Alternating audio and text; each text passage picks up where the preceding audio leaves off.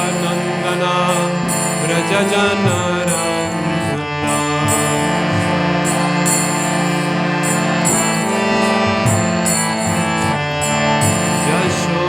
Yashodanandana Vrajajanarandana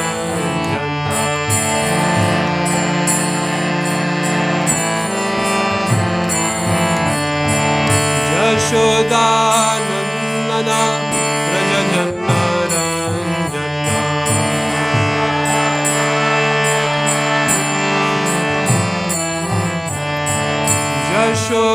Yashodanandana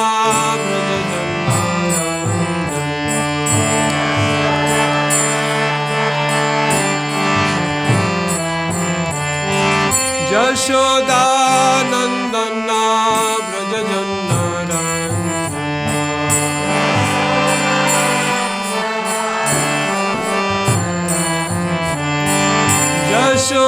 Yashodanandana Vrajajanarandana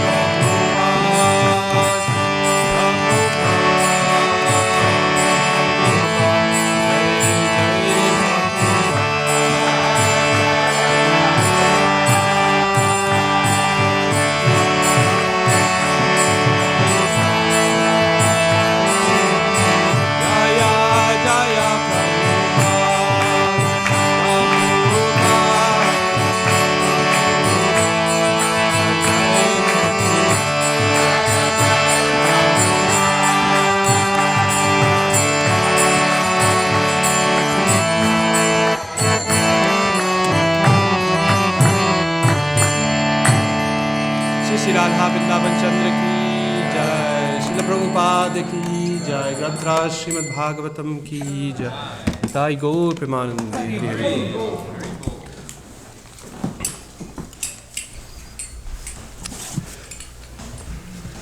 Om Namo Bhagavate Vasudevaya.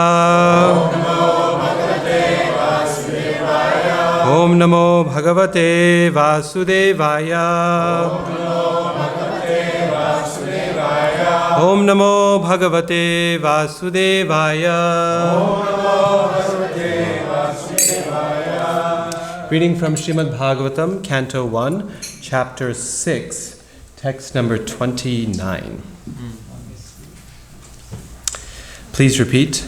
Kalpanta idamadaya shayanem bhasyudanvataha shishayishoranupranam vivishentaraham vibho kalpanta idamadaya shayanem bhasyudanvataha shishayishoranupranam vivishentaraham vibho kalpanta idamadaya shayanem bhasyudanvataha shishayishoranupranam vivishentaraham vibho. Please chant. Kalpanta idamadaya Kalpanta idamadaya shayanem bhasyudanvataha shishayishoranupranam vivishentaraham vibho.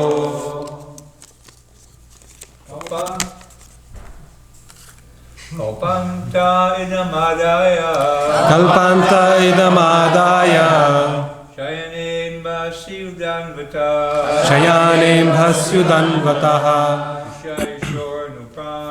shishayishoranupranam vivishentaraham vibho. vivishentaraham vibho. Ladies.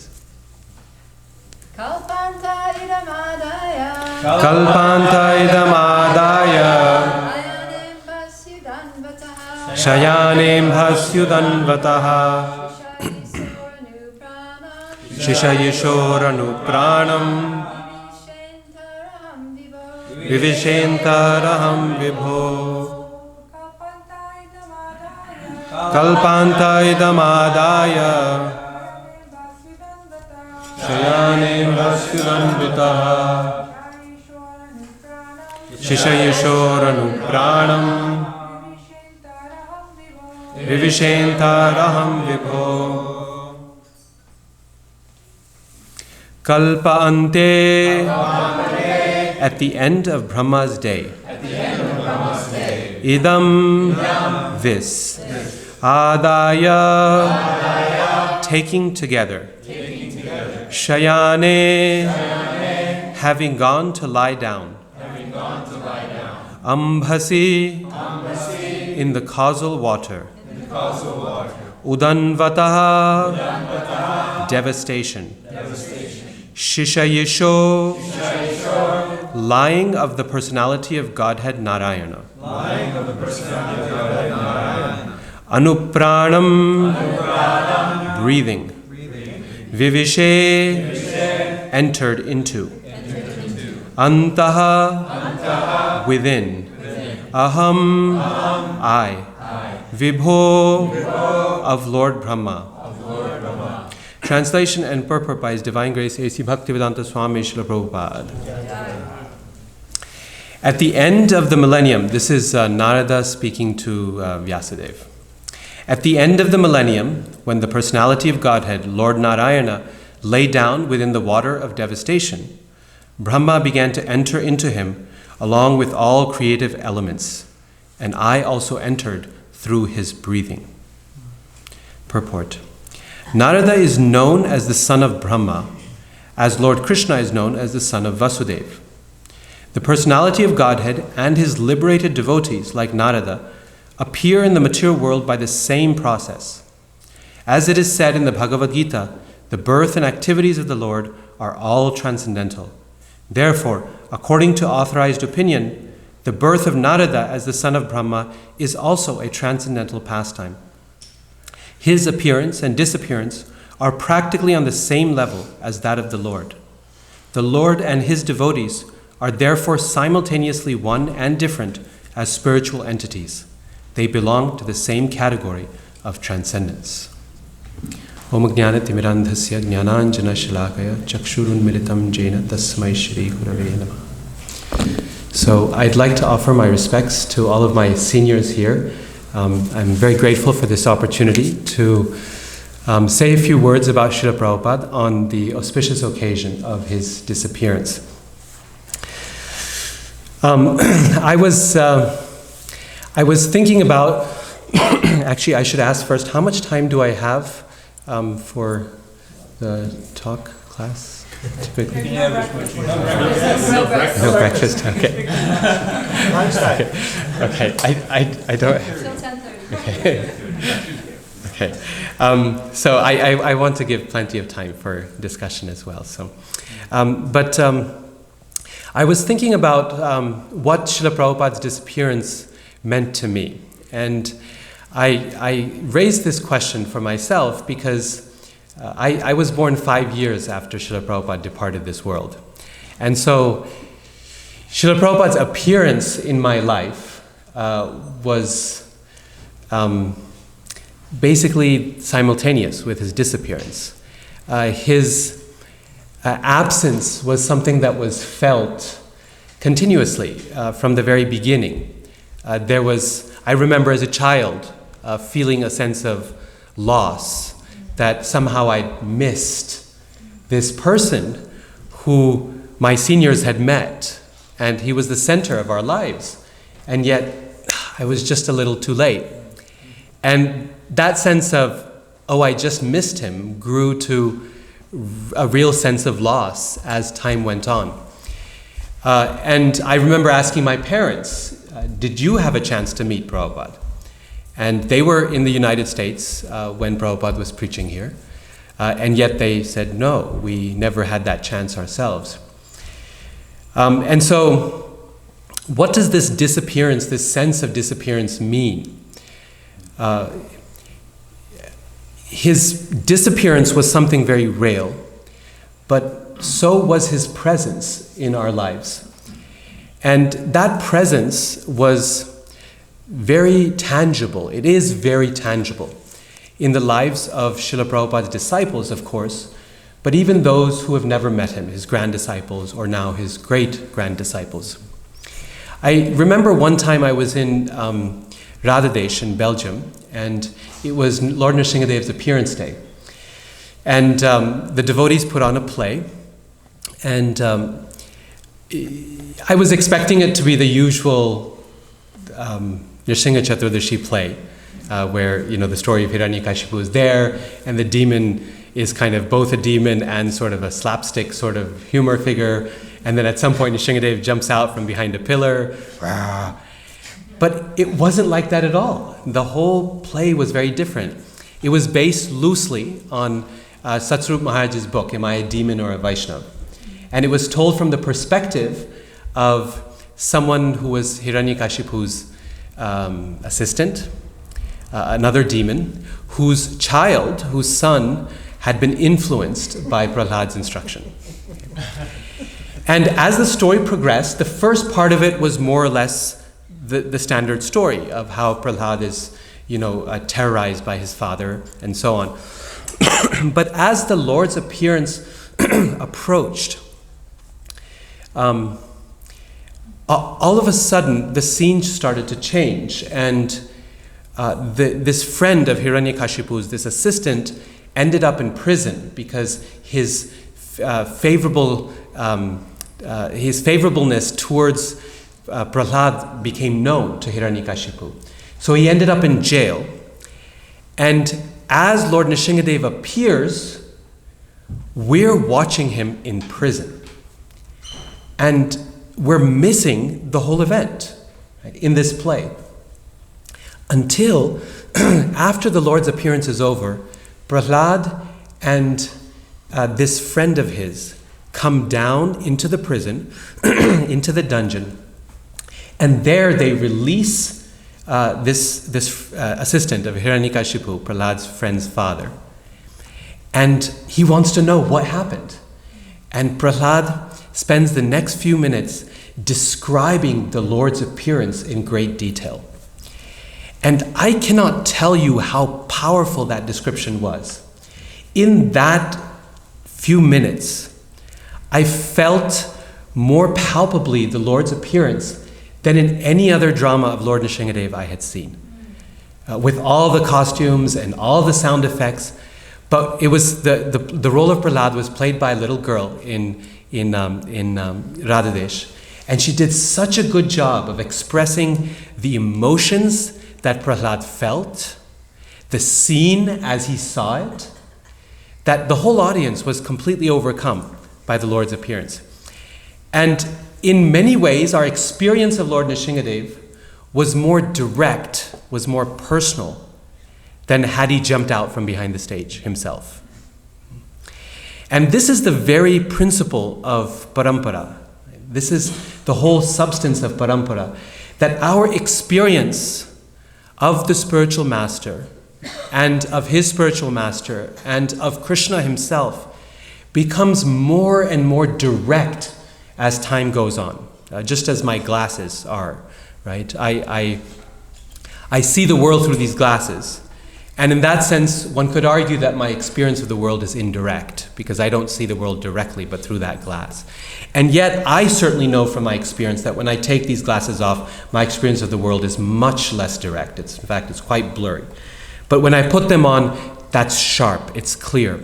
And as the parampara passes through, the paradox is as Krishna goes more distant, as the spiritual masters become more distant, they become closer.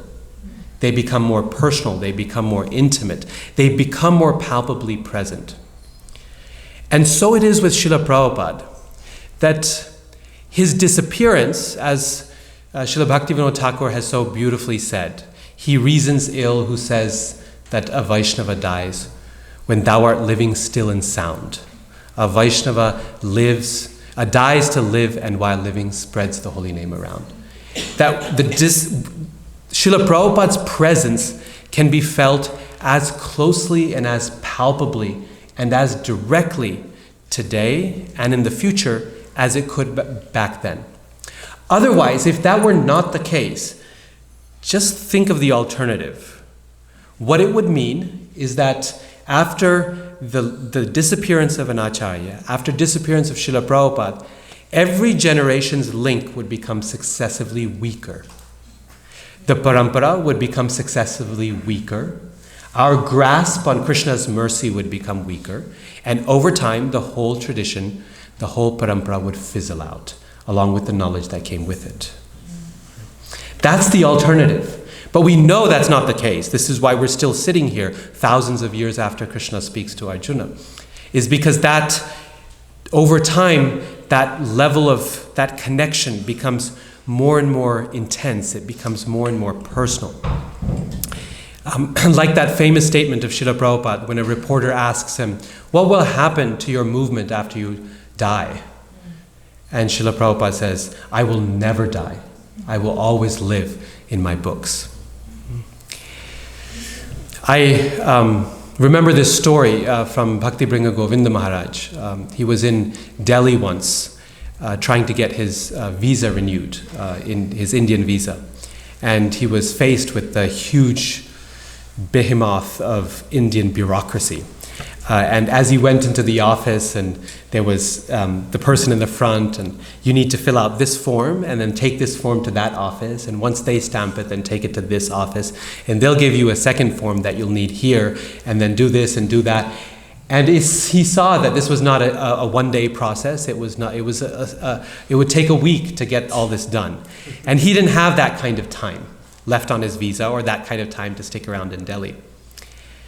So his anxiety was palpable to the person at the front desk, and he looked at him up and down, and he said, "You're a follower of Swami Prabhupada, right?" And he said, "Yes, I am." He said, "Okay, hold on a minute. I'll help you."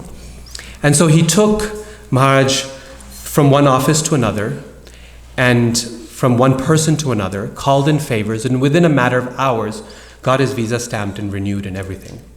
Maharaj was, of course, very grateful for this and was thanking him.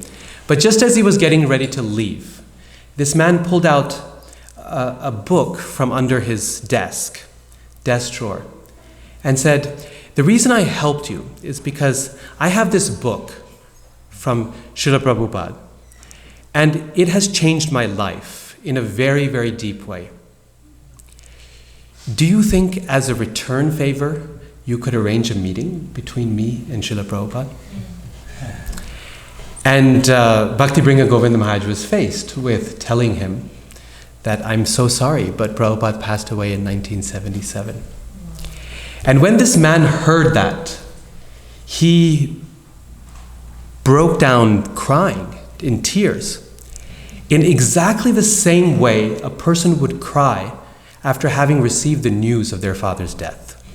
I mean, it was very clear to Maharaj that this is a person who has a direct and personal relationship with Srila Prabhupada, just through one of his books. And each one of us can experience that through the pages of Srila Bhagavatam, through the pages of Srila Prabhupada's Bhaktivedanta purports. Initially, when we start reading Prabhupada's books, we often do it as an exercise in gaining content. We're mining Prabhupada's books for content and for information, trying to understand what he's saying, what this point is, a new point that might be useful in another class, trying to connect the different pieces and the different parts, work through apparent contradictions. But after some time, we've been through Prabhupada's books enough that we know the basic point he's making. And a wonderful senior devotee told me once, he asked me, he said, "You know, I've read all of Prabhupada's books and I know them thoroughly. Why do I still read Prabhupada's books? Why do you still read Prabhupada's books?" And I gave that some thought. And for me, it's really because reading Prabhupada's books is a way to relate to him. It's a way to access our relationship. We can get to know Prabhupada intimately, his personality, his moods, his instructions, not in general, to us, directly through the pages of his books. And that relationship, you can read the same content hundreds of times. In fact, it comes to a point where sometimes reading Prabhupada's books is like listening to a grandfather who, perhaps you have someone like that in your life, where you'll be at the dinner table and talking about something, and all of a sudden he'll say, "You know, when I was fighting in the Vietnam War," and you know exactly where that conversation is going and what story is about to come, right? Because you know that person well enough that you know that in this circumstance, they're likely to tell that story. And sometimes you're reading Prabhupada's books, you're reading his purports, and you know what's about to come. You know what verse he's going to quote, you know what points he's going to make, and well, sure enough, there it is. And yet, it's wonderful. It's wonderful to be in the presence of that grandfather who will tell you that story again and again and again. And each time it's fresh, and each time it's new, and each time it's enjoyable to listen to. Now, having said that, okay, yes, there's Prabhupada's words and his books, he makes the same points many, many times. He speaks against the Mayavadis again and again and again. But along with that, our ability to know Prabhupada, to understand him, to predict him even, Prabhupada always manages to surprise us. He always manages to take our breath away, one way or the other, when we're least expecting it sometimes. I remember recently I was reading first canto, The Passing Away of Bhishmadev. And Prabhupada's purports in that chapter are beautiful, describing when Bhishmadev's lying on the bed of arrows and the Pandavas and all the great sages come to see him in his final moments. And as the conversation concludes and the time for Bhishmadev's departure has arrived, he withdraws from all the conversation and focuses his mind and his heart entirely on Krishna, remembering Krishna in the way that he loves him best, on the battlefield of Kurukshetra, as Arjuna's charioteer. And his memory of Krishna is fixed, it's sharp. He remembers which hand Krishna is holding the reins in and which hand is holding the whip of the chariot. He remembers the fact that when Krishna ran towards him, he dropped his upper garment on the way. He remembers the dust on his forehead and the drops of sweat decorating his face. And most of all, he's taking pleasure in the fact that Krishna is wounded and is bleeding by the wounds caused by his arrows. And he's taking pride in that fact. And as he's remembering Krishna, Prabhupada has this beautiful purport where he describes the whole scene, and a couple of purports actually. And he tells us that this vision of Krishna, decorated like this, with dust and sweat and blood, and holding the reins of the chariot and the whip, was not visible even to Arjuna. Why? Because Arjuna was behind the whole scene, right? He couldn't see this beautiful vision. This was something that Krishna was relating exclusively with Bhishmadev. It was a personal vision for Bhishmadev. And he says that when Krishna ran towards Bhishmadev at that moment, he ran to him as a lover runs toward a lover. And Prabhupada puts that in italics. As a lover runs towards a lover. This is Bhishmadev trying to wound Krishna and Krishna trying to kill Bhishmadev. Okay? Just to be clear, that's the scene. It's powerful, it's amazing the way Prabhupada is describing the scene and showing us. Just like I was telling with that story. When we hear it from the next person, it's more powerful than if we see it ourselves. And at that point, after describing that whole scene in such a beautiful way, at the very end, Prabhupada says, and this wonderful vision is available only to the devotees. Those Mayavadis who want impersonal liberation, Krishna gives it to them. They can have it. But this vision is only available to the personalists, to the devotees of the Lord. And the devotees are satisfied with this in all respects. And I read that and I was thinking, wow, this is the most powerful argument against Mayavad I've heard. Prabhupada spends so much time arguing against the specific philosophical points of impersonalism. And this is his mission, right? Nirvishesha, Shunyavadi, Paschatya Deshatarine. To rid this world of the power of impersonalism. And he takes every opportunity. And so this beautiful purport describing this intimate mood of rasa between Krishna and his devotee, Prabhupada can't resist the opportunity. Take one jab. But boy, does this jab hit hard. Right? It really hits hard. Why? Because Prabhupada basically lays out the scene and then he says, this is what you're missing. It's almost like as kids, we used to go, Prabhupada's doing that to the impersonalists, is saying, you see what you're missing? Right? It's totally surprising. It's a whole argument. It's one sentence long. And I had missed that in every other reading of this chapter. Prabhupada's personality comes through in his purport, so clear, so bright. I remember one more purport in the 7th canto. I was speaking about this to the GBC college students yesterday. That in the story of Hiranyakashipu, when it's describing how he terrorizes the universe, it tells us how Hiranyakashipu is destroying the environment around him. He's cutting down trees and plants and bushes. And Prabhupada has this powerful purport where he talks about how terrible it is when people destroy and kill trees. And he says this is the most sinful activity one can do, is to kill trees unnecessarily.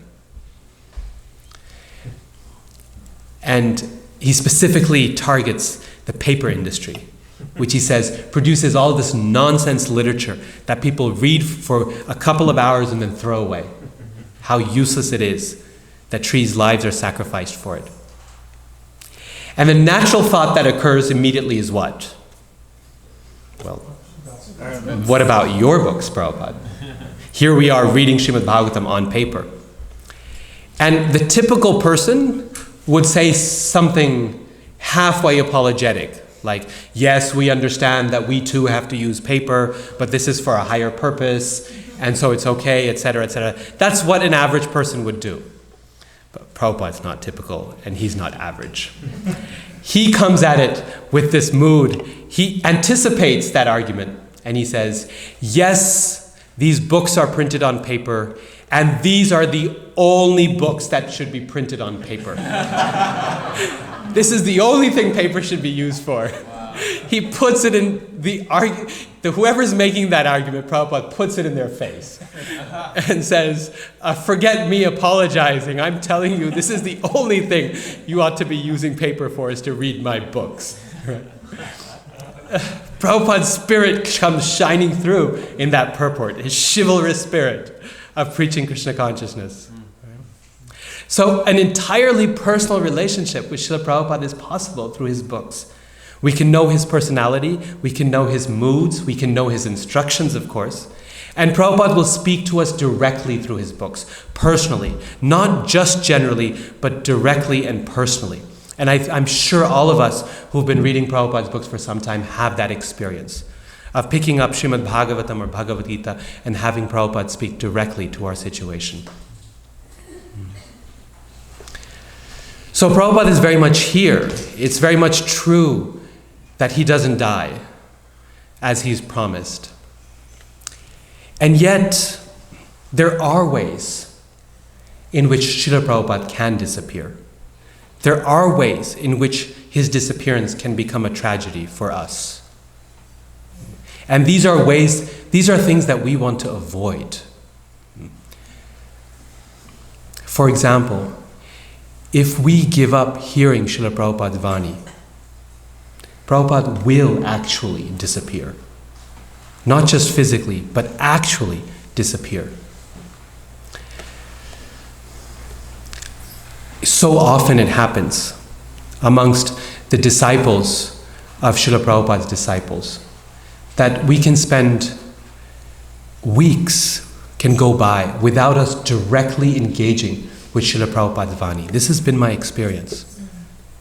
We listen to many wonderful Vaishnavas and their wonderful lectures and their kathas that are all good. We read many wonderful books written by wonderful Vaishnavas. We listen to Bhagavatam classes, and yet we fail to engage with Srila Prabhupada's own words, his own Vani. In his Pranam mantra, it's right there, Gaura Vani Pracharine. Srila Prabhupada comes to give Caitanya Mahaprabhu's words, his Vani, his voice. And those words of Mahaprabhu, that power of Mahaprabhu is directly present in Srila Prabhupada's words. And if we lose our connection with Srila Prabhupada's words, if we never listen to his classes, For the first time in Vaishnava history, we have that Vani recorded in thousands of hours of classes. And if we fail to listen to those classes, when Prabhupada gives public addresses, he's making many direct and straightforward points each time. He makes certain points.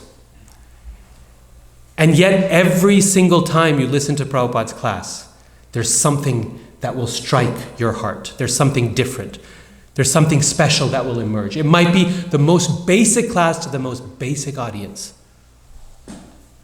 But the power of the words of the pure devotee strike the heart in a very, very deep way. We know this from Shastra. And yet if we fail to take advantage of it, that means Prabhupada will actually disappear. That we will lose his presence in the generations to come. Prabhupada will actually disappear if we reduce him to just one more member of our Parampara. Yes, Srila Prabhupada's picture is there in the line of our disciplic succession at the bottom of every altar. And he is a member of our Parampara. And yet, for us, he's special. He's more than just one more picture in the line of spiritual masters. When I visit the homes of devotees, I often request them, I say, yes, you have Prabhupada's picture there in the Parampara picture, but please have a separate picture of Prabhupada on your altar, a little bit bigger. It needs to be there. He needs to be there on his own. This is the standard he gave us. Install him on a Vyasasana. If you can't do that, at least put a separate picture on your altar, so that we recognize that Srila Prabhupada is directly our spiritual master. He's our Shiksha Guru. His instructions, he is the founder Acharya. Yes, there are many, many Acharyas. And yes, there will be more to come. And yet Srila Prabhupada's position as founder Acharya is special. If we reduce him to just one more of our ancestors, then he will disappear. Future generations will lose his palpable presence in the direct way that we know him now. We can also lose Srila Prabhupada's presence if we make our worship of Srila Prabhupada, if we reduce our worship of Srila Prabhupada to just a ritual. Our homage to Srila Prabhupada, if we turn it into a pious ritual, something that we have to pay lip service to. It's like one of the 10 offenses to the holy name, to consider it a pious ritual. So often we have, we see these, these automated Prabhupada machines, the japa recorders. The same 10-second clip of Prabhupada chanting japa is repeated again and again and again, ad infinitum. Played in devotees' homes, just below the volume that you can consciously listen to. For what purpose? So Prabhupada can turn into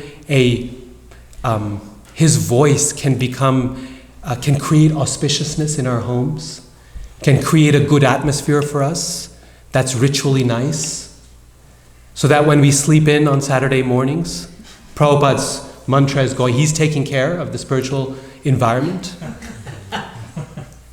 I tell devotees, at least play the full 20 minutes or 25 minutes we have of Prabhupada's japa, so that you can hear how he's chanting the holy name. It's not difficult. These days we have this repeat play on our iPhones and Androids and all of that, so that we can hear personally how Prabhupada's a person and he's chanting the holy names.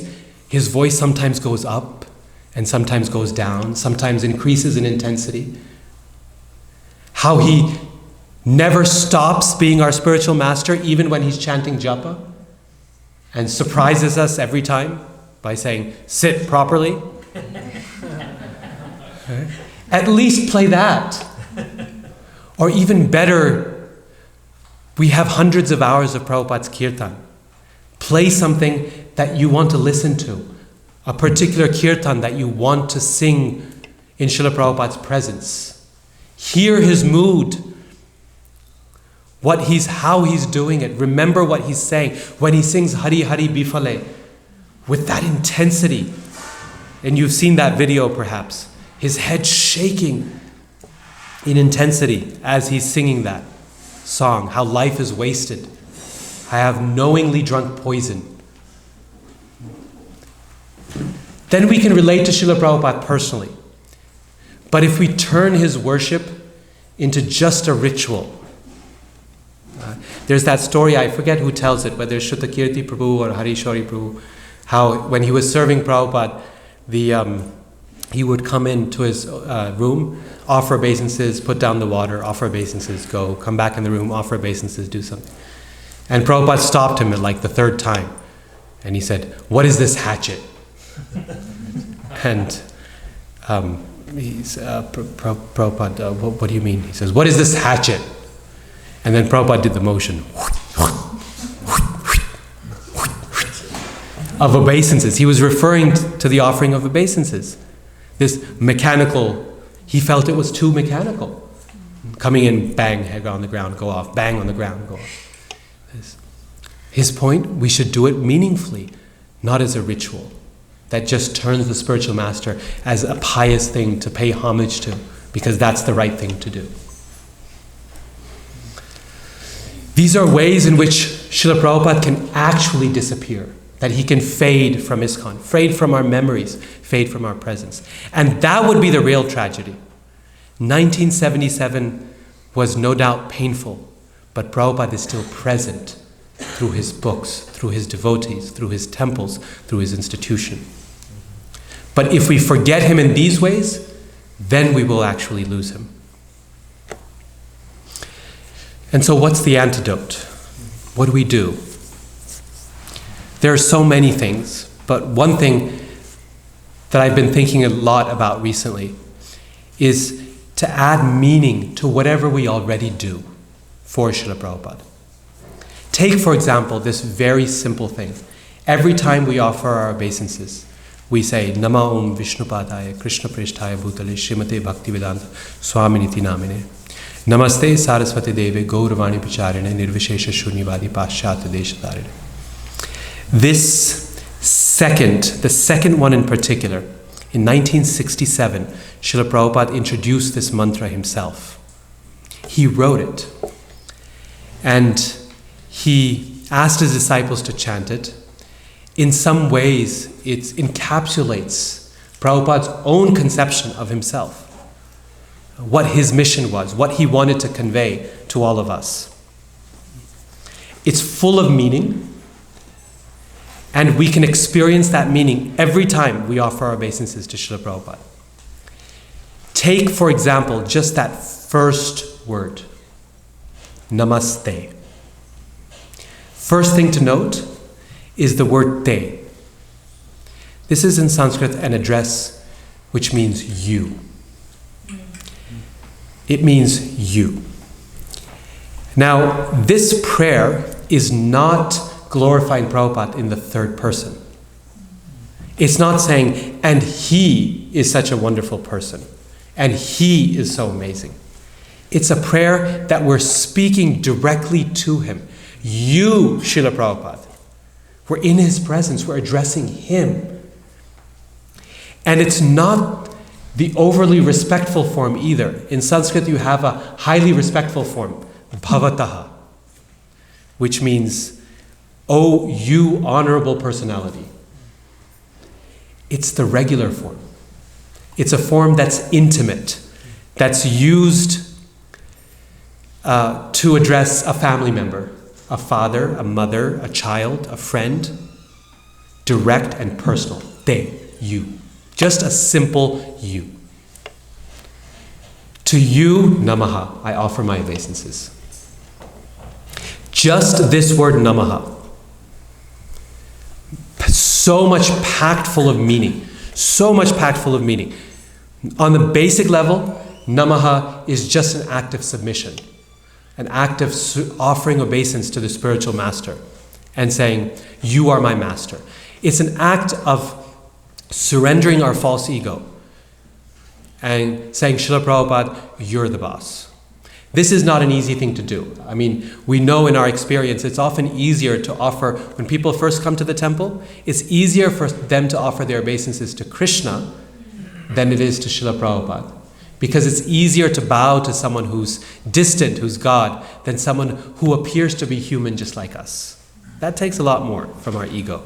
To say, this person has 2 hands and 2 legs, and just like me, and lived the earth and walked the earth just like me a few decades ago, and I have to bow down to him. So it's a submission, it's an offering of our false ego. When Lord Brahma visits Dwarka, you know this story from Caitanya Charitamrita.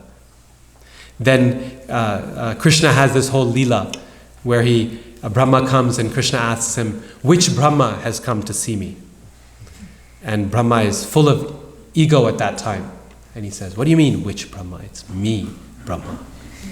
And Krishna says, oh, okay. And at that point, in that moment, he calls all the Brahmas from all the different planets. And they come to that place, enter that room that Krishna's in. And most of them, all of them, have more heads than our Brahma does. Sometimes thousands, tens of thousands, hundreds of thousands of heads. And Krishnadas Kaviraj Gosvāmī describes that when all of their heads touch the ground, it makes a crashing sound. There are so many crowns that are metal and hitting the ground. And our Brahma feels like a tiny little speck on the wall, like a fly. That is the purpose of obeisance. One purpose of obeisance is submitting our egos, our crowns, before the spiritual master and saying, Prabhupada, I'm yours, you're the boss, tell me what to do. But offering obeisances can be even deeper than that. We read in Srimad-Bhagavatam that famous verse, Tattenu kampam susamikshemana bhunjana evatma kritam vipakam hridvad vapurbhir vidadhan namaste. Same word, namaste. I offer obeisances to you, Krishna. How? Hrid Vag Vapurbhir, with my body, with my words, and with my heart. Offering obeisances to Krishna can be a full surrender. Offering obeisances to our spiritual master should be a full surrender of our body, our mind, and our words. Our heart. This is why when we offer obeisances, we should always put our hands up in front of us. When we put our body on the ground, our head on the floor, face down, this is one of the most vulnerable positions that a human being can take. You can't see who's coming behind you. You can't see what that person's going to do. If you need to get up to defend yourself, it's going to take a lot of time from that position. And when we put our hands forward, we show the spiritual master we've got nothing to hide. You know when the police stop you in the United States, what's the first thing they want to see? Your hands, right? You have to show them your hands. Because it gives them the confidence. This person's not hiding anything. They're not going to pull anything out on me. We put our hands before Srila Prabhupada and our head on the ground. We say, Prabhupada, I'm totally vulnerable. My life is yours. And you have the freedom to do with it what you like.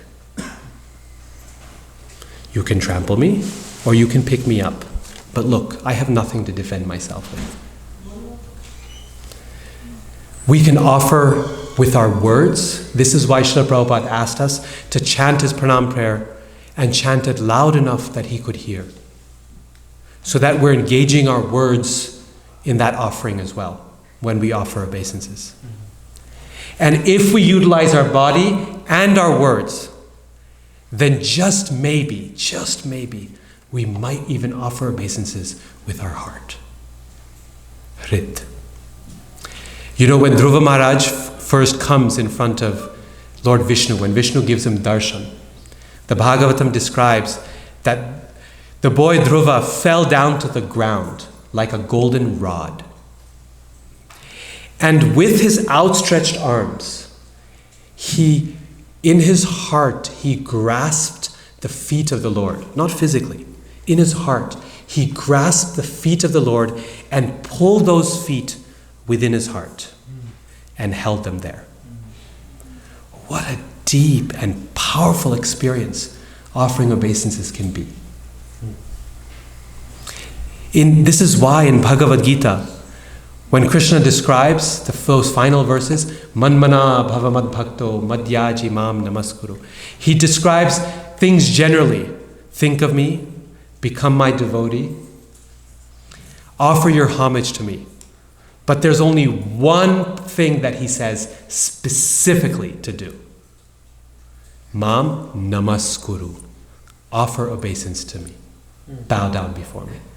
That's the only specific physical act that he mentions in that verse. Because it's a full body experience. Body, mind, heart, all of it. I've seen this personally. Disciples of Srila Prabhupada bowing before him, and you see their faces coming up once they've been on the floor, and it's transformed. There's been an act of full offering on the ground. How many times do we pay obeisances when we come into the temple? How many times do we speak Prabhupada's pranam prayers? It doesn't take any more time. It just takes consciousness. That we do what we're already doing, and we do it with meaning. We do it with feeling. We take Srila Prabhupada's pranam mantra, and we invest whatever we feel about Prabhupada, whatever is our relationship with Srila Prabhupada, we invest it in those prayers as we sing them during Mangalarti. The words are there, the meaning is there. We can chant it mechanically, we can chant it with feeling, we can make it personal. Each one of us has a personal relationship with Srila Prabhupada. Times in which Prabhupada has helped us, he's picked us up, he's guided us, he's chastised us. We can take all of that. We can look at Srila Prabhupada and say, you and I, we know each other. I'm your servant. We've been through so much together. I've tried my best to serve you. You've helped me.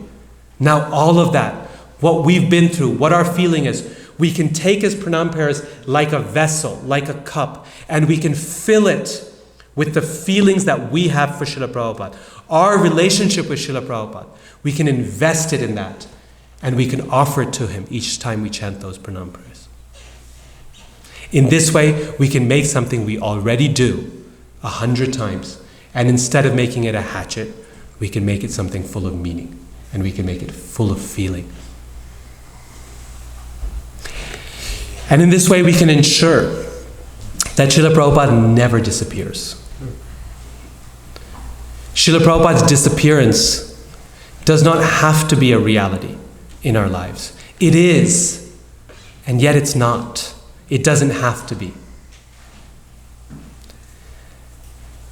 Like with Krishna's absence, in absence, presence can be felt more deeply.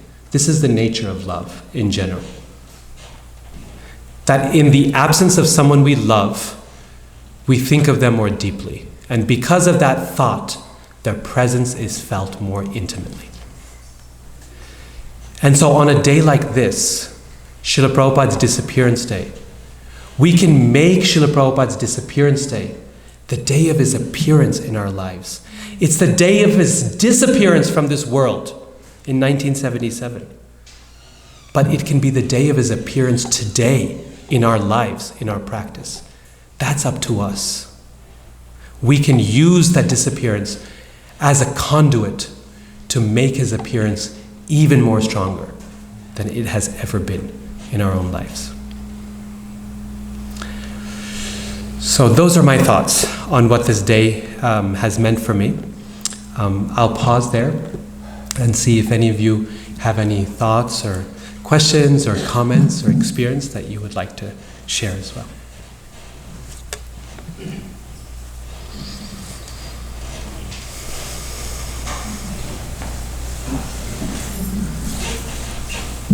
Just a little small thought when you're talking about how Prabhupada can always say something that was unexpected. Prabhupada can always say something unexpected. So I was listening to a lecture, or it was a talk. Prabhupada was saying that in America, the husband and wife, they're not very attached to each other. And then he says, and this is also good. They can like join the temple or something like that and take sannyas or whatever. But it was like, you wouldn't expect it. You wouldn't like other divorce and everything. He said, and this is also good. This is why it's so important to hear Srila Prabhupada's lectures and read his letters. Because so much of what Prabhupada speaks is found in the intonation of his voice, the mood in which he says it. And sometimes you read a transcript of a lecture or a conversation, and you're thinking, and you pull that quote, and you put it on a billboard, and it makes Prabhupada appear like the most uncaring or ridiculous person in the world. And yet, if you listen to those words in the context of the conversation, you read the context, you hear his words on the recording, and you see Prabhupada was speaking it in a particular mood to a specific audience. He's sometimes joking, sometimes he's saying something in a playful mood. And so I think what you said sparked a thought in me that it's so important when we read Srila Prabhupada that we read him in context. We read him in context and we read him in his entirety, in his fullness. That we understand, this is, in Sanskrit, this principle in Vedanta is called samanvaya. Samanvaya means reading a work in its entirety, not taking, so this is in Vedanta Sutra, Madhvacharya makes the point, if you take one sutra out of context and you highlight it, you can misconstrue the meaning of what's being said, unless you take into account what's said at the beginning of the book and what's said at the end and what's said at the middle, and put it all together in a complete whole. This is true of any good reading, of good readership. And it's true of Srila Prabhupada as well, that when we read Srila Prabhupada's books, we should read them in their fullness, in their entirety. So we understand what comes before, what comes after. What does Srila Prabhupada say on this topic? In again and again and again in different places. How many times does he say this and how many times does he say this? 100 times he makes this point and 1 time he makes this point. When we read him in his fullness, then we read him properly. And when we take each statement and we read it in its immediate context. This is another principle in Vedanta study.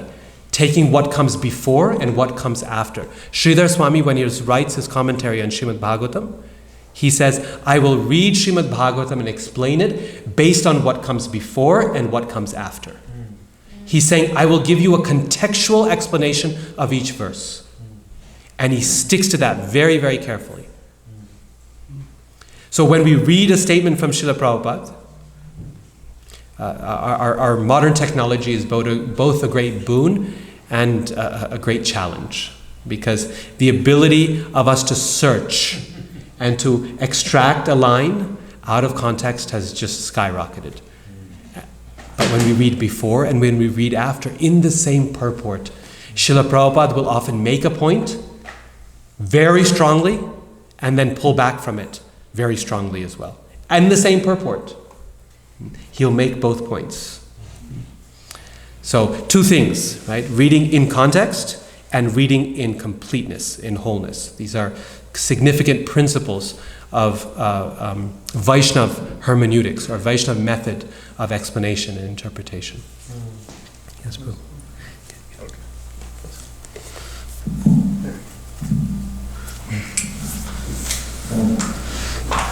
A few years ago, someone posted some quotes from Srila Prabhupada, many devotees.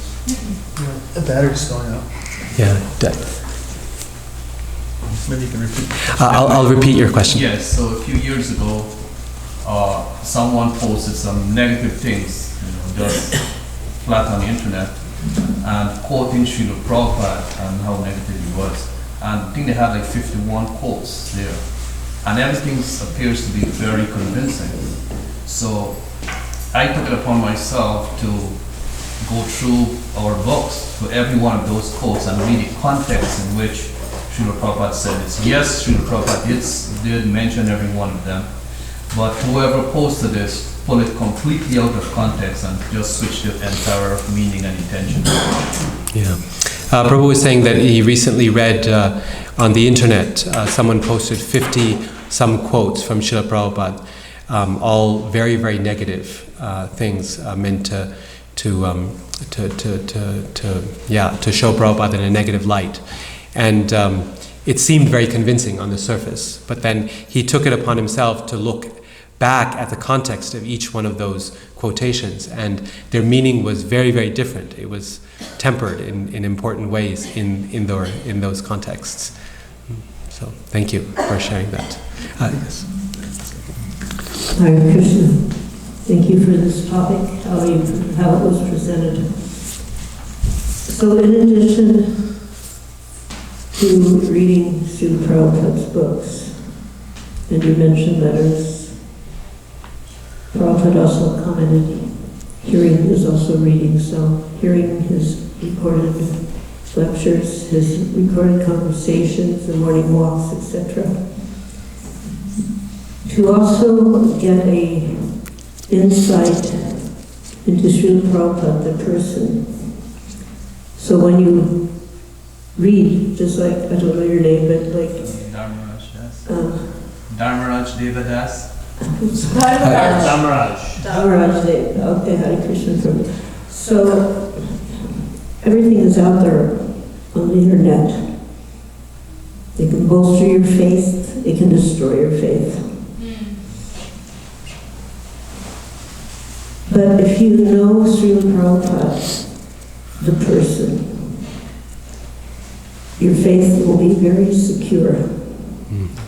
And ways that can be done are, in addition to what was already said, is to take advantage of the media that has been carefully presented by Vedānta, by Yadavar, and by other devotees who have written books of their accounts with Srila Prabhupada, so that you get a sense of how he was as a person, a fully spiritualized person, unlike ourselves who are somewhere inside fully spiritualized but not realized, and so we get easily confused and conflicted.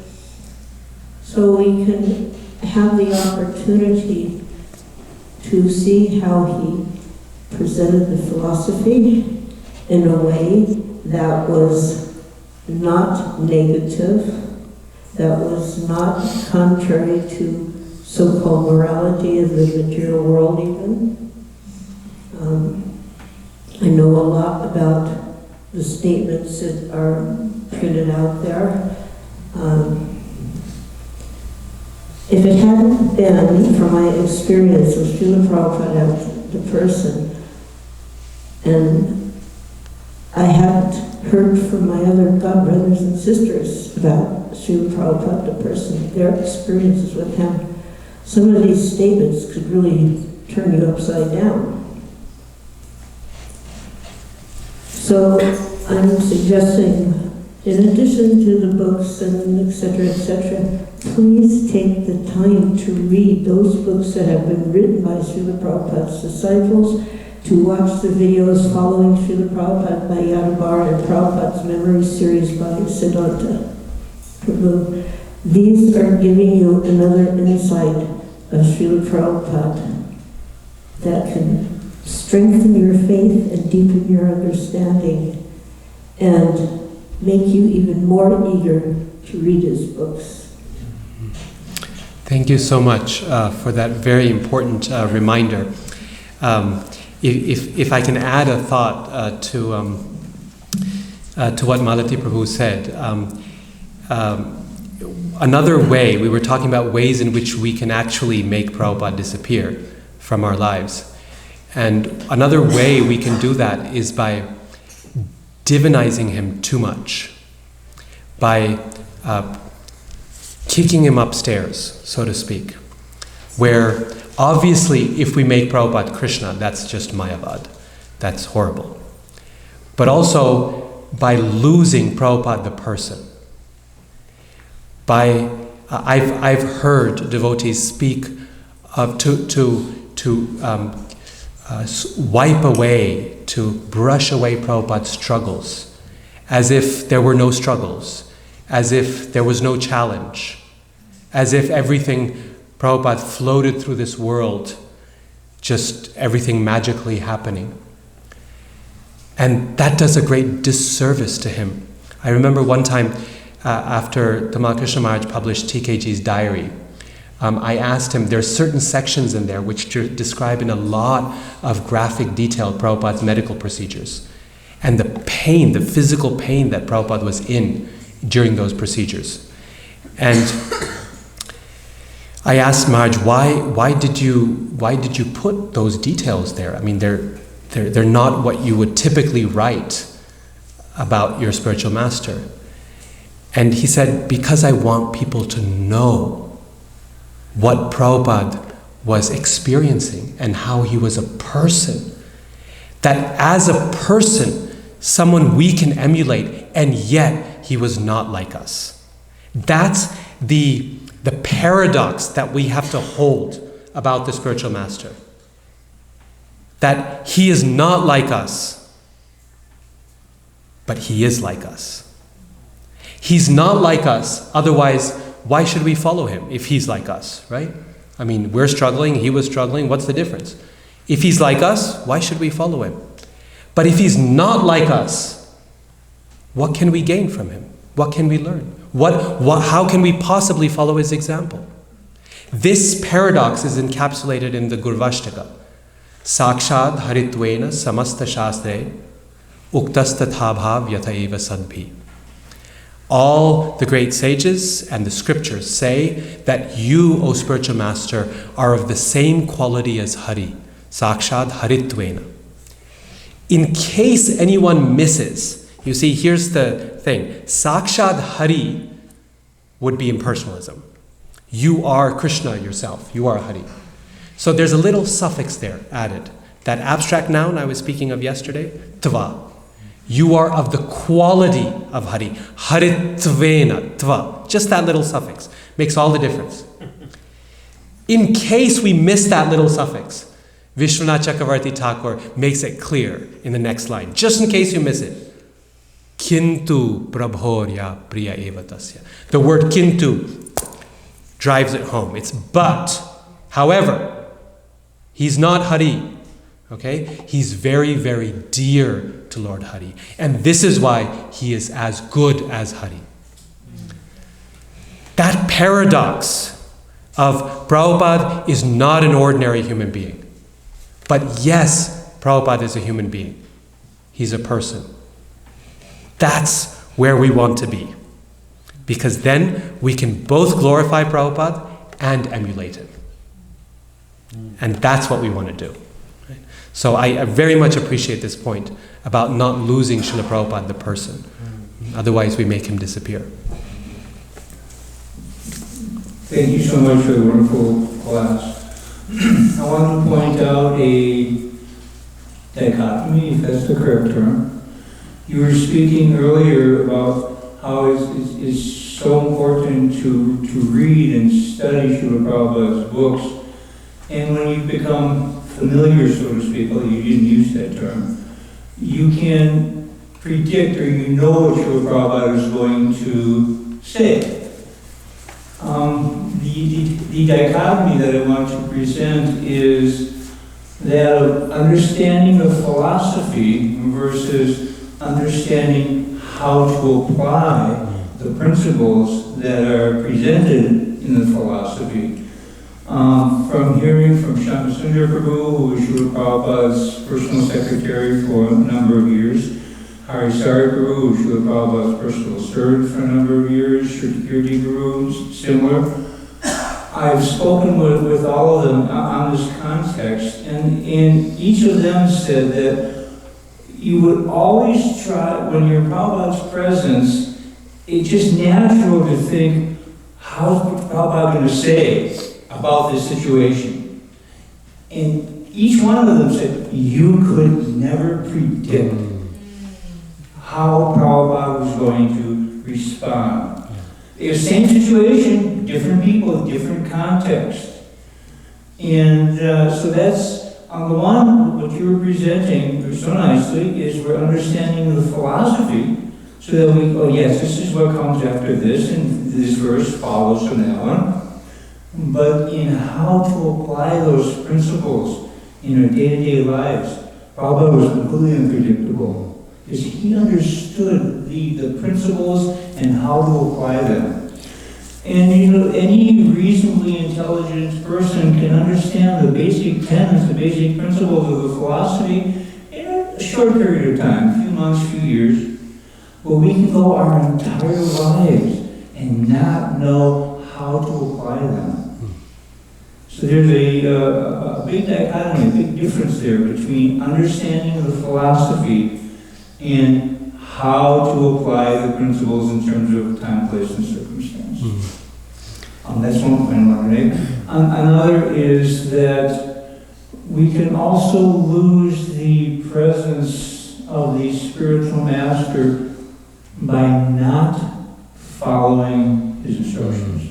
We know what they are, we've heard them a gazillion times, but if we don't act on those, then the connection becomes weakened. And we can have so many good reasons for not doing so.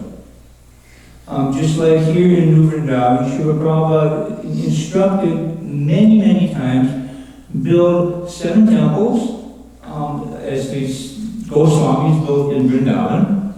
And there's even a letter, Prabhupada just wrote that in 1968 before his first visit, and he continued repeatedly 1977, 7 temples, and other things. And there's even a letter to Caitanya Maharaja dated October 1972. Now, the Prabhupada's letters is kind of like the TV game show Jeopardy, where you hear the answer, but gotta guess the question.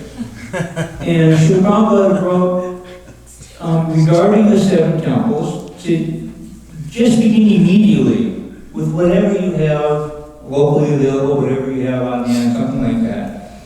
And later on, they can be transformed into first-class temples of the world. And we did that. We began 1973 with the first temple, Routledge, up on top of the hill that we call Vrindaban, Routledge Hill. And after digging out the foundation, just doing the excavation of the rock, the thought came that how can we build a home for Krishna if we don't even have a proper home for his pure devotee, for his representative? When Srila Prabhupada would come to visit, we have old farmhouses. They were 60, 80, 100 years old. Prabhupada stayed, no problem. He was happy. But how did we do this? So the idea occurred that let's pause on building a temple for Krishna and build a home for Srila Prabhupada, so that when he comes here, we can ask him, Prabhupada, you told us to do this. You told us to make the entire state of West Virginia Krishna conscious. How do we do that? So Prabhupada, you told us to make a replica of Vedānta here. How do we do that? So Prabhupada, you told us to build 7 temples. We can barely feed ourselves. How do we do that? So the idea was to, when he's here, just question the person. You gave us these instructions. We don't know how to do them. Please instruct us. How do we do them? And by logic and reasoning, we can come up with so many reasons which appear very solid. We don't have the money. We don't have the manpower. We don't have the land. We don't have the resources and that. But by just trying to fulfill the order of the spiritual master, what does Krishna say? I preserve what you have and I provide what you lack. Simply by that endeavor to try. If we don't try, we can have very solid, logical reasons, but then we won't get that mercy, we won't get that Krishna's magic. And the spiritual master just, because we've decided no, and he's received, okay, like that. Thank you so much for those points. On your first point about we know the philosophy, but we may not know how to apply it, I was thinking how this is one reason why Prabhupada's books keep on giving again and again, is because as the application of the same principles can change as we move through different phases of our life, right? So I remember reading the story of Kardama Muni and Devahuti in Srimad-Bhagavatam and Prabhupada's purports there. And when I was single and I was a brahmachari, and they meant one thing, and it was very significant and very powerful. Reading that same section again when I became a grihastha, the application was very different in that context, how to apply it. And then I had kids, and that application changed again in terms of what this means. And I'm sure one day when I'm vanaprastha, that'll mean something yet different, right? So Prabhupada's books really are the gift that keep on giving, because each time you read it, and you don't realize, sometimes we don't realize that 5 years ago I read this, now I'm reading it 5 years later, how much I've changed. Because you see, I'm reading the same story, and yet the application and the meaning of that story as it's applied in our life looks very, very different, just in the space of 5 years. And that's heartening, because it shows, hey, we're moving as well. We're hopefully advancing, right, in our practice. So thank you for that.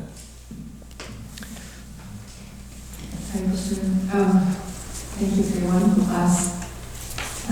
This is a little bit of a sensitive topic, but I'd like to get your opinion on it. So there's some discussion that Srila Prabhupada's books may not be the best introduction to brand new people to Krishna consciousness, due to some of those statements that Malati Prabhu mentioned kind of can turn your world upside down. And therefore, there's a necessity to produce kind of new versions of Srimad-Bhagavatam, Bhagavata, and devotees write their own books and sort of keep Srila Prabhupada's books more as reference books, because we don't want to change his books posthumously. It's kind of unethical to do that. But keep them as they are, that's what Prabhupada wrote. And then, put books in the front that are more palatable. It's the same teachings, but more palatable to people nowadays. Yeah, so this is a very important question, and something I've given a little bit of thought to. There's in Bhagavad Gita where Krishna says that verse, Kaunteya pratijanihi name bhakta pranashyati. O Arjuna, you declare it boldly to the world that my devotee never perishes. And Srila Vishwanath Chakravarti Thakur explains in his commentary that Krishna is asking Arjuna to declare it boldly that his devotee will not perish. Even though Krishna himself has said this in the Gita and other places. But he's asking Arjuna to declare this point because the audiences that he wants this message to go to are more likely to believe Arjuna than they are Krishna. And then he says that this is the job of the devotee, to represent Krishna like this. And I would submit that this is the job of a preacher, to make Krishna believable, to show our Lord in the best possible light, to show why he's the most wonderful person that everyone should come and serve. That's our job. Krishna's job is to give the message. Our job is to make it believable, to make it palatable, to whatever audience Krishna puts us in front of. The same, I feel, is with Srila Prabhupada. With the internet and all of the terror that it brings, there's all this misinformation that gets thrown around in places and so on. And people have misconceptions, and sometimes very sincere persons also. And as followers of Srila Prabhupada, as his disciples and grand disciples, as his children. It's our job to make Srila Prabhupada believable, to make him convincing to any audience that we're in front of. That's the role of the disciple. That's our duty. So if we're writing books as a way to draw people to the lotus feet of our spiritual master, to make Prabhupada convincing to them, to say, are you impressed with what I have to say? Let me introduce you to my father, because I've learned everything from him. This is who he is. That's wonderful. When we think of those, or we use those works in any way as replacements, then we're essentially, we're arrogant, but then we're also impersonalists, right? We're trying to replace Krishna. We're trying to replace the spiritual master. And there's few things that are more offensive than that, right? So there's a very fine line there. And that fine line is a distinction in both consciousness and in use of such works. What are we trying to accomplish when we do it? If we think of Srila Prabhupada's books as a beautiful painting, like the Mona Lisa, are we trying to say, well, the nose is a little awkward here. Hold on, let me get a brush and fix that nose, and maybe I'll just make a new Mona Lisa. That'll look a little better. Her smile is too enigmatic anyway. She needs to smile more broadly. That's offensive. That's a problem. But if we think of ourselves as creating a frame around the painting, to say, I want to frame Prabhupada's words in a way that makes him just right for this gallery, for this audience, that matches the color just perfectly of this painting, then we're doing a service, right? Then we're doing a service. So the Parampara has to go on, and that means devotees have to express their realizations on our scriptures. We have to take those works of Srila Prabhupada and we have to present them to address the needs of our current audience. Like yesterday, we were speaking about the environment, right? This is a major concern for all young people today. They want to see how any religious traditions has solutions to offer to our environmental crisis. Prabhupada has given us the resources, like that purport I was speaking about trees. He's given us the resources. The Bhāgavatam has it. It's our job to take those resources and say, hey, I've got something to say. My spiritual master has something to say about this.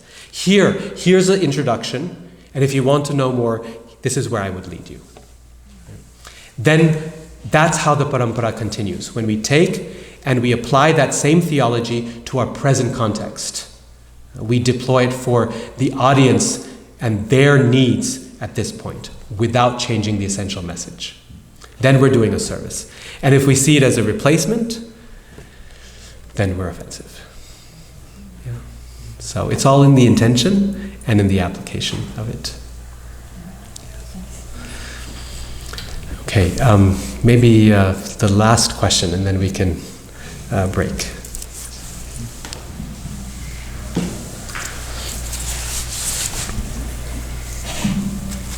That was such an insightful class. I was personally very touched by it.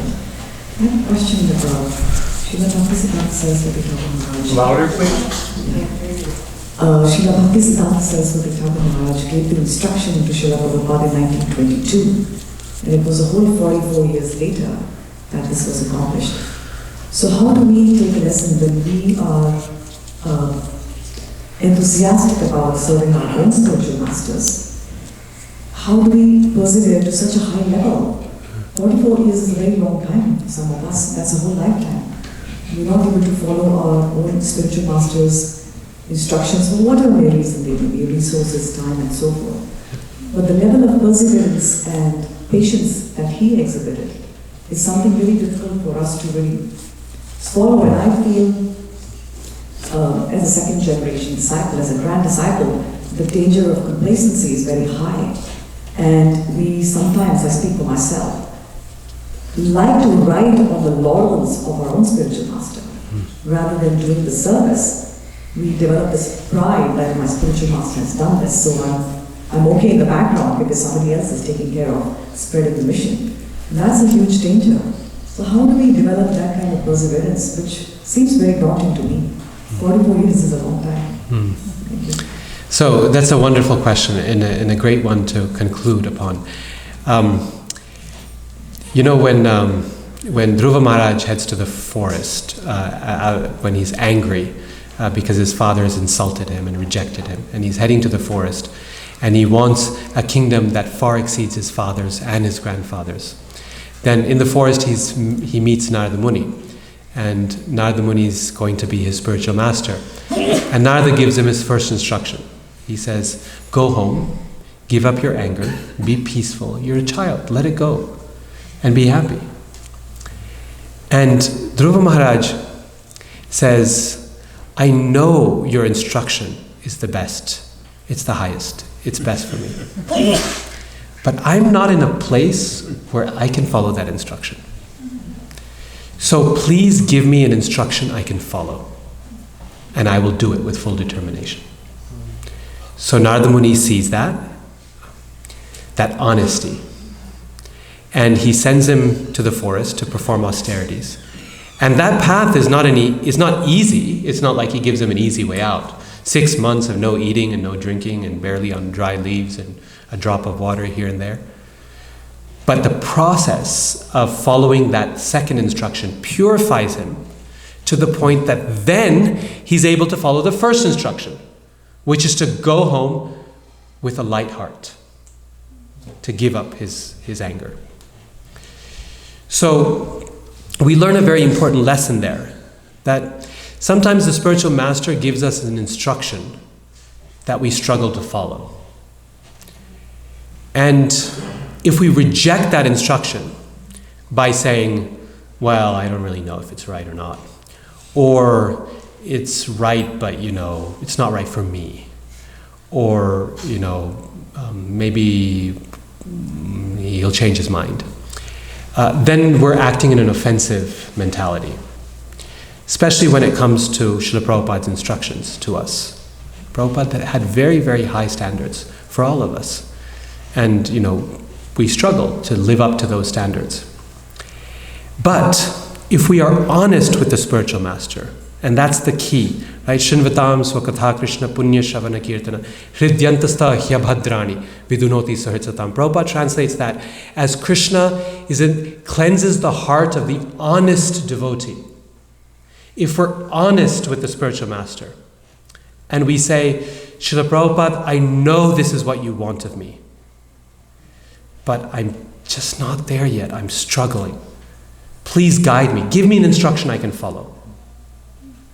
And we follow that instruction, we will purify ourselves and uplift ourselves enough where we can follow ultimately what he wants of us. So perseverance is often a matter of receiving an instruction that is an instruction that we can follow, sticking with that instruction and advancing in that way despite our struggles, until ultimately we can come up to the expectation that is desired of us. If it takes us time to follow the spiritual master's instruction, that is not a problem. We see this in Srila Prabhupada's life as well. But we cannot let the fire die. The fire to follow that instruction has to be burning brightly. Prabhupada he said himself, I never forgot the instruction I received from my spiritual master. So if we ever find that the instructions we have received, if we find that we're not able to live up to them, it's okay, if it takes time. But if we find that the desire to follow those instructions, the determination starts to weaken, then we should panic. Then we should find a solution. We should get into the association of those for whom that instruction still burns brightly. And when a candle is weakening, and you put it next to another candle, Or if a flame is weakening, you put next to another flame which has fuel, what happens? They both burn brightly, even brighter. So we find the association of others for whom that fire still burns brightly and say, I want to be in their association because I never want to give up my struggle.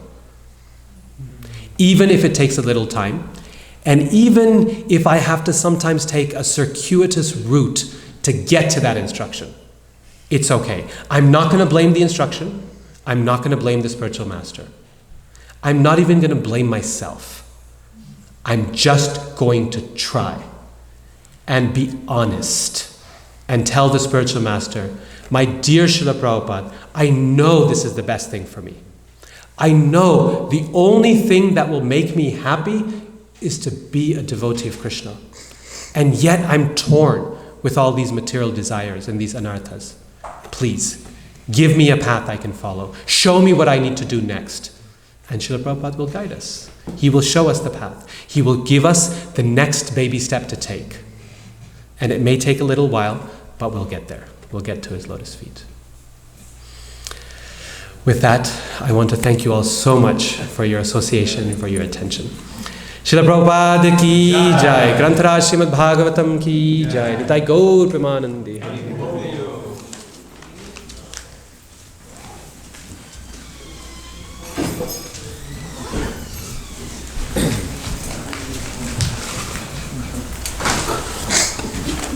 Thank you so much.